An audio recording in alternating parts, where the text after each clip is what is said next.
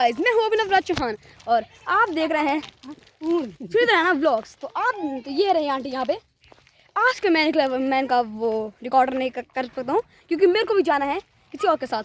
तो अभी आंटी जा रही हैं और अगर आप इनकी वीडियोस देखी होगी तो आपको पता है कैसे व्लॉग बनाती हैं। तो लाइक शेयर और सब्सक्राइब बिल्कुल करेगा। तो अभी हम जा रहे हैं गुरुकुल।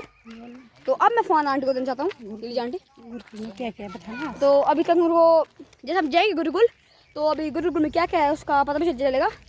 तो क्योंकि मेरे को बस ये पता है कि गुरुकुल जाना है, कुछ है वहाँ पे। अब मेरे को ऐसा कुछ पता नहीं है क्या। तो चलते हैं, देखते हैं। तो आप इनका चैनल देखा होगा तो आपको पता है कि क्या क्या डालती है ये इनका डेली रूटीन। तो लाइक करना और सब्सक्राइब करना। तो अब मैं आंटी को फ़ोन देता हूँ क्योंकि हम जा रहे हैं गुरुकुल। ये और गुरुकुल के माध्यम से ही आपने अपना जीवन निर्माण किया। आपके पिताजी ने तो दर्शन और योग के माध्यम से धर्म अर्थ काम मोक्ष तक पहुंचने के लिए इस मनुष्य का शरीर मिला है और इस मनुष्य का शरीर से ही व्यक्ति को जब अच्छे संस्कार मिलते हैं तभी वो निश्चित रूप में वहां तक पहुंचने के लिए समर्थ होता है। और इन संस्कारों के लिए जैसे भैया चर्चा कर रहे थे, समय बहुत कम है। महर्षि देव दयानंद ने संस्कार विधि का जो रचना की है, जो ऋषि मुनियों ने हमारे गृह सूत्र में भी संस्कार के लिए चर्चा किए हैं, वहीं स्वामी जी ने 16 संस्कारों के लिए संस्कार विधि का निर्माण किया। जब तक व्यक्ति के अंदर अच्छे संस्कार से सर्व उपसर्ग का डिक्रियाकरण धातु से होता है, कोई भी पदार्थ है, चीज है, जीवन है, जिसको अच्छे प्रकार से निर्माण किया जाता है, उसकी जो त्रुटियां हैं, कमियां हैं, दूर कर दिया जाता है, तो वो अच्छे सुसंस्कृत हो जाता है। और अच्छे संस्कार होने के बाद एक नवीनकरण होता है, उसका जीवन का भी अच्छा निर्माण होता है। इसलिए सबसे पहले गर्भाधान संस्कार होता है और गर्भाधान संस्कार से लेकर अंत्येष्टि संस्कार तक 16 संस्कार होते हैं। निर्माण की जो पद्धति है, जो कला है, वो सबसे पहले गर्भ से ही प्रारंभ होता है।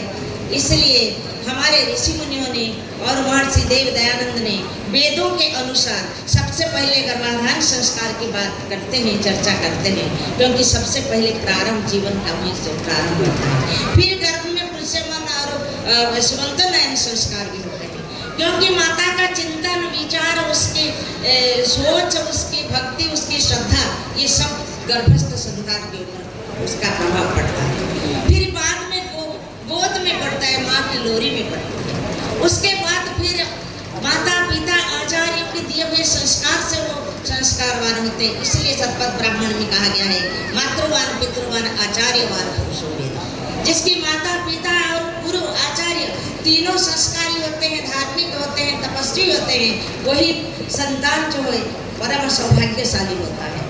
तो इसीलिए संस्कार का प्रारंभ गर्भाधान से के लिए कहा गया है। और आगे हमारे जितने भी 16 संस्कार है, सबसे पहले फिर माँ के गर्भ में, फिर उसके बाद जाकर आचार्य के पास आते हैं। जब बच्चे हमारे पास गुरुकुल में आते हैं तो सबसे पहले हम उनका यज्ञोपवीत संस्कार करते हैं, फिर हम उनका वेदारंभ संस्कार करते हैं। तो जीवन का प्रारंभ गुरु के पास जब होता है, समित पाणी ही, जब ब्रह्मचारी ब्रह्मचारिणी पहले अपने पिता से कहते हैं, हम क्या कि हमें उपमानयस्व, मुझे ले चलो, आचार्य के निकट ले चलो। आचार्य से कहते हैं उपमानयस्व, मुझे ब्रह्म के निकट ले चलो। और वो ब्रह्म विद्या का दान, वो आत्मज्ञान, वो परमात्मा का ज्ञान आचार्य उसको प्रदान करता है। और सबसे पहले यज्ञोपवीत संस्कार के माध्यम से होता है। तो वेदारंभ संस्कार में तो जब विद्या का आरंभ किया जाता है तो गायत्री मंत्र के अर्थ, इसलिए गुरु मंत्र कहा गया है इसको। आचार्य सबसे पहला मंत्र जो है गुरु मंत्र के रूप में गायत्री मंत्र का अर्थ जो है विद्यार्थी को अर्थ सहित बताते हैं और शिक्षा देते हैं। तो जीवन में संस्कार की कितनी बड़ी आवश्यकता है। आज कितना आतंकवादी है, आज कितने दुष्ट और बलात्कारी और कितने आज संसार में हाहाकार मच रहा है। क्यों? क्योंकि उनसे अच्छा संस्कार नहीं मिला। गुरुकुल के प्रांगण में, ये पवित्र गुरुकुल का प्रांगण है जहाँ पूज्य स्वामी जी बैठे हैं, जहाँ आचार्य भैया बैठे हैं, जो संस्कार मिल रहा, जो कन्या गुरुकुल में मिल रहा है, और भैया जी वर्धन जी ये स्वयं गुरुकुल के ही है।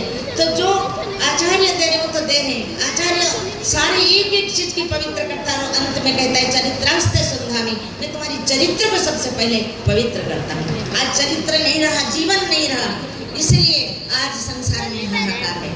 इसलिए आचार्य चाणक्य ने एक बात कही, निर्गुणस्य हतम रूपम दुःशीलस्य हतम कुलम असीधस्य हता विद्या अभोगेन हतम धनम। संसार में अगर व्यक्ति के पास चरित्र नहीं है, जीवन नहीं है, संस्कार नहीं, तो कुछ भी नहीं है। आचार्य चाणक्य कहते हैं निर्गुणस्य हतम रूपम, चाहे व्यक्ति कितने भी रूपवान है, लेकिन अगर उसके पास कोई गुण नहीं है तो वो रूप उसका व्यर्थ है। दुःशीलस्य हतम कुलम, कितने भी धनवान के घर में, बड़े घर में पैदा हो, लेकिन अगर उसके अंदर चरित्र नहीं है, उसका स्वभाव नहीं है, उसके अंदर संस्कार नहीं है, तो कितने भी खानदार और बड़े धनवान के घर में जन्म हो, वो व्यर्थ है।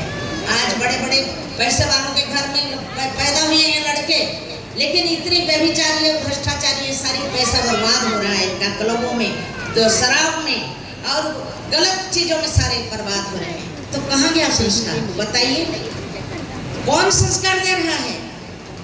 कैसे बनेगा जीवन? तो इसलिए कहा है दुःशीलस्य हतम कुलम असीधस्य हता विद्या। केवल डिग्री के लिए, केवल पैसा कमाने के लिए, केवल नौकरी करने के लिए जहाँ पर केवल पढ़ाई होती है, तो वो विद्या विद्या नहीं है। असीधस्य हता विद्या, जब विद्या ज्ञान के लिए न हो, जो विद्या आत्मज्ञान के लिए नहीं हो, जो विद्या अमृतम स्मृते, जिस विद्या के द्वारा अमृत का आस्वादन किया जाता है, सा विद्या जा विमुक्त है, वो विद्या होती जो मुक्ति तक पहुंचाती है। ये ज्ञान, ये संस्कार गुरुकुल के अंदर आचार्य गुरु जो है ब्रह्मचारी को शिष्यों को देता है, जो ऋषि मुनि देते थे। तो ये संस्कार तो आज नहीं है, तो इसलिए कहा है असीधस्य हता विद्या। वो पढ़ाई किस काम की है? पढ़ाई तो बहुत हो रही है, खूब इंजीनियर, डॉक्टर, पता नहीं क्या क्या सब बन रहे हैं, लेकिन जीवन, आचरण, व्यवहार डिग्रियों से नहीं होता। तो असीधस्य हता विद्या अभोगेन हतम धनम। धन तो है, लेकिन उसका अगर सदुपयोग नहीं है, उसका दान नहीं है, उसका भोग नहीं है, तो उसका भी नाश होता है। तो कहने का तात्पर्य है, हमारे जीवन में इनकी कितनी आवश्यकता है। इसलिए ऋषि मुनियों ने, इसलिए महर्षि दयानंद ने संस्कार का विधान किया है। तो इसलिए हमारे जीवन में इन चीजों का आवश्यक। अभी विवाह संस्कार की बात भैया कह रहे थे, क्या हमारे देश में भी देख लो, किस अनेकों ब्रह्मचारियों का जीवन निर्वाह यहाँ पे हो रहा है, जीवन का निर्माण हो रहा है, और ये रजत जयंती महोत्सव भी हो रहा है। इन सब में आप सभी लोगों के विशेष सहयोग की भी अपेक्षा है। मैं तो एक स्वामी स्वतंत्रानंद जी के पास रहता था। स्वामी जी महाराज बांसवाड़ा में अपने पेंशन से काम करते थे, और मैं कभी कहता था स्वामी जी मांगना चाहिए, तो स्वामी जी एक बात कहा करते थे, बोलते थे मांगो उसी से जो दे दे खुशी से, और कहे न किसी से। तो उस स्वभाव के दृष्टिकोण से जो है, आप लोग भी यहाँ पर दे करके जाएं और सहयोग करें गुरुकुल का। कुछ दानी महानुभावों ने यहाँ विशेष सहयोग किया है, मैं उनका नाम उल्लेख करूंगा और उनका मैं धन्यवाद ज्ञापित करता हूँ। श्री भानुदास जी हटवार जी भंडारा महाराष्ट्र से यहाँ पधारे हैं। 11,000 रुपये का उन्होंने सहयोग किया है। रणधीर सिंह जी रोहतक हरियाणा से 200 रुपया का सहयोग दान स्वरूप प्रदान किया है। आर्य चंद्रकांता सैनी जी जयंतीपुर मुरादाबाद से यहाँ पधारे, 500 रुपया का सहयोग उन्होंने गुरुकुल को किया है। उदयपाल आर्य जी पलवल हरियाणा से 251 रुपया का दान प्राप्त हुआ है। सत्यदेव जी देहरादून से आए हैं, 100 रुपया का दान सहयोग किया है। रतन सिंह आर्य जी देहरादून 1100 रुपये का सहयोग। महेश चंद्र शर्मा जी फरीदाबाद 100 रुपया का सहयोग। सत्येंद्र कुमार यादव जी मोतिहारी बिहार से पधारे हैं, 100 रुपया का दान सहयोग प्राप्त हुआ है। सत्यवती आर्य जी रोहतक हरियाणा से 500 रुपया का सहयोग। हेम सिंह जी बालोतरा राजस्थान से 500 रुपया का सहयोग। बिमला जी दिल्ली 500 रुपया। यशपाल जी दिल्ली 500 रुपया। ईश्वर दत्त जी देवबंद सहारनपुर 500 रुपया। सरोज आर्य जी सोनीपुर हरियाणा 500 रुपया। राम गोपाल आर्य जी उन्नाव उत्तर प्रदेश 500 रुपया। राम स्वरूप आर्य जी उन्नाव उत्तर प्रदेश 500 रुपया। चंद्रपाल आर्य जी वाराणसी।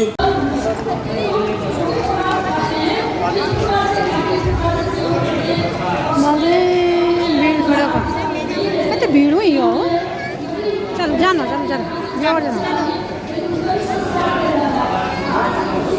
ये रहा गुरुकुल, और अभी हम आ रखे हैं गुरुकुल में, और यहाँ दिखा रहे हैं आपको।